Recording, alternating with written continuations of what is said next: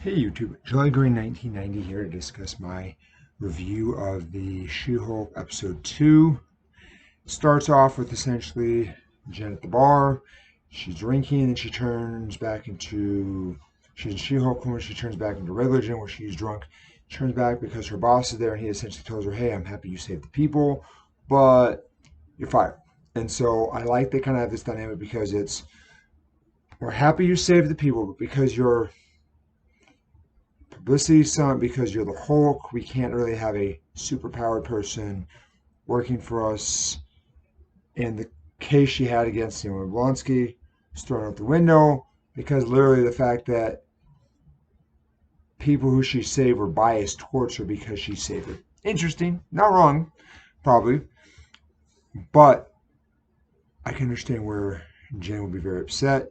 Transition, she goes to a family meal with her family who kind of continue jabbing and poking about the fact that she got fired. And then we shift to continue showing her still trying to, get a job interview, and then she gets hired by the very people who were representing Emil Blonsky because they're going to have a separate super division force powered people. And so then she's conflicted because she's feels they only hired her because she's a She-Hulk.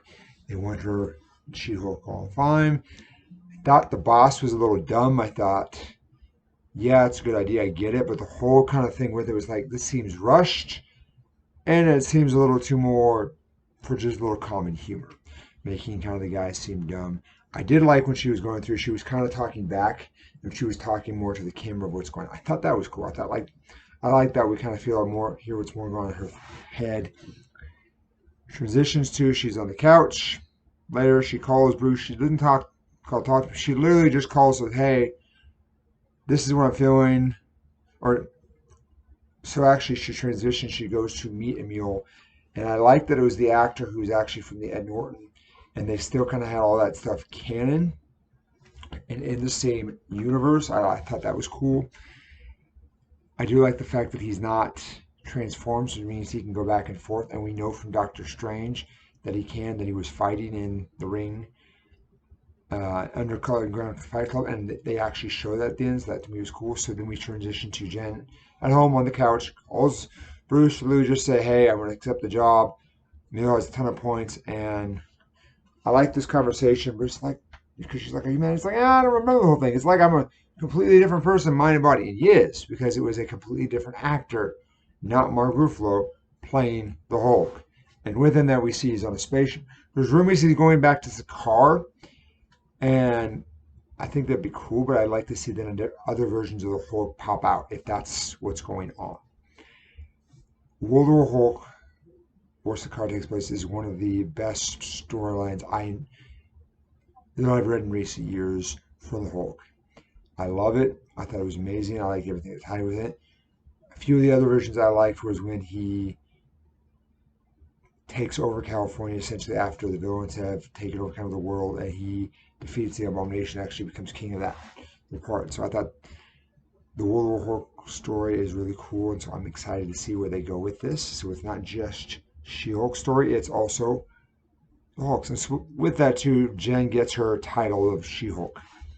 She accepts, or she says, "Thanks, Bruce." Calls her boss, like, "Hey, Mr. Holloway, I'm going to accept." He's like, "Okay, thanks for letting me know. Might want to check the news, Jen." She's like, "Check the news," and check the news. Boom. During the Shang-Chi movie, where literally Shang-Chi went to the Fight Club, it was run by his sister. Spoiler alert, you didn't see the movie.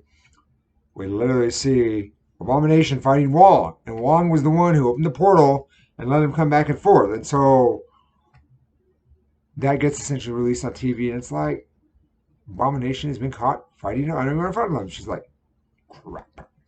I'm like, perfect. I'm hoping Wong is in this and kind of has an explanation, or they have him come back, or even a little clip from him saying what was going on. I did enjoy last week's episode a little more because I felt we got more. This week was okay, but a lot of this still feels rushed. It doesn't feel like taking time to truly dissect it a little. It's like and they're doing a lot of comedy humor. I'm fine with it to an extent. Like, just the Hulk's one of my favorite characters, always has been. And so when She-Hulk, who's related to him and part of the same universe, connected, I'm very picky, in particular, on how they're doing it. And right now, I'm a little disappointed because it seems they're rushing on. CGI is okay, and a lot of people are. I mean, I think it's acceptable for what it is. I think they could do better, but they also could do worse, and so we don't want that. So I think, as long as they can do what they did with Abomination for the CGI, it'll be okay. So if they fix some of that, or if they add more and accept them later on, I'm fine. We don't know what's going to happen. So this is Jolly Green 1990's opinion of and review of She-Hulk episode 2 by YouTube.